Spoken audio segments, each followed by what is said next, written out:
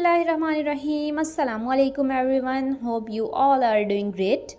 सो जैसा कि हमने चैप्टर नंबर स्टार्ट किया हुआ है सेकंड फर्स्ट ईयर का, that is about biological molecules.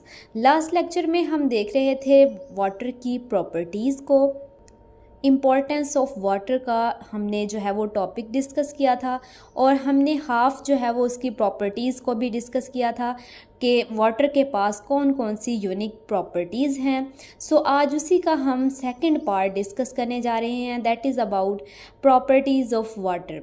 सबसे पहले अगर हम बात करें प्रॉपर्टीज़ की तो हीट ऑफ वेपोराइजेशन हाफ हमने जो है वो पहले लेक्चर में डिस्कस कर ली हैं, इससे जो प्रीवियस वीडियो है उसमें आप लोग देख सकते हैं, और हाफ हम आज जो है वो डिस्कस करने जा रहे हैं। तो सबसे पहली है heat of vaporisation. Heat of vaporisation किसे कहते हैं? एनर्जी या कैलोरीज एब्जॉर्ब पर ग्राम वेपोराइज्ड। 1 ग्राम वाटर को वेपोराइज करने के लिए, वेपर्स में चेंज करने के लिए जो एनर्जी, जो कैलोरीज एब्जॉर्ब होती हैं, उससे हम क्या कहते हैं? Heat of vaporisation. और वो कितनी होती है? 574 किलो कैलोरीज पर केजी। ठीक है, तो हमारे पास जो वाटर मॉलिक्यूल है उसके अंदर कौन सी बॉन्डिंग मौजूद होती है? हाइड्रोजन बॉन्डिंग पाई जाती है।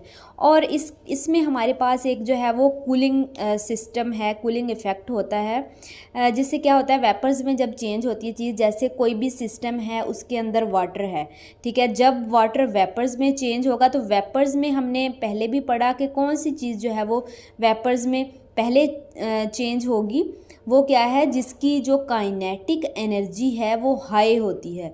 ऐसे मॉलिक्यूल्स जिनकी काइनेटिक एनर्जी हाई होती है वो पहले क्या हो जाते हैं? वेपर्स में चेंज हो जाते हैं। तो पीछे कौन से बच जाते हैं? जिनकी जो काइनेटिक एनर्जी है वो लो होती है, पीछे वो बच जाते हैं। तो इस वजह से हमें जो है वो कूलिंग इफ़ेक्ट जो है वो महसूस होता है।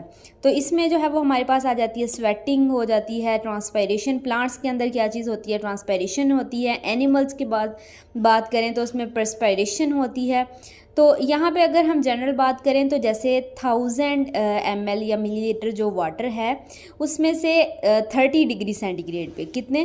30 डिग्री सेंटीग्रेड पे 2 ml जो वाटर है वो इवेपोरेट हो जाता है, और बाकी जो 998 ml मिलीलीटर जो वाटर बचता है उसका जो टेम्परेचर है वो 1 डिग्री सेंटीग्रेड क्या हो जाता है?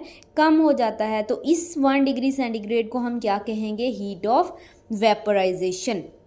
तो ये हमारे पास जो है वो वाटर की प्रॉपर्टी है।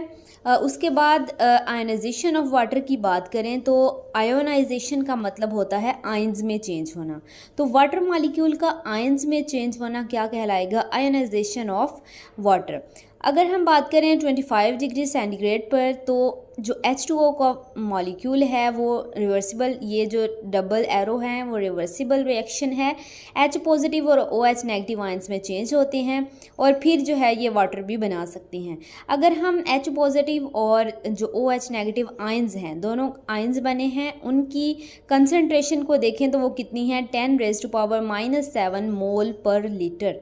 ठीक है, तो ये इसकी कंसनट्रेशन है। और ये जो H पॉजिटिव और OH नेगेटिव हैं ये ज़्यादातर जो सेल में रिएक्शंस हो रहे होते हैं उसमें यूज़ होते हैं, और इस तरह से ये दोबारा मिलकर रिवर्सिबल रिएक्शन के थ्रू वाटर भी बना सकते हैं। यानी ये आयन में चेंज भी हो सकते हैं और चेंज हो के दोनों सेल्स में बहुत सारे रिएक्शंस में यूज़ होते हैं और दोबारा मिलकर वाटर में भी चेंज हो सकते हैं। तो ये आयनाइजेशन जो है वो ये वाटर की एक इम्पॉर्टेंट या यूनिक प्रॉपर्टी है।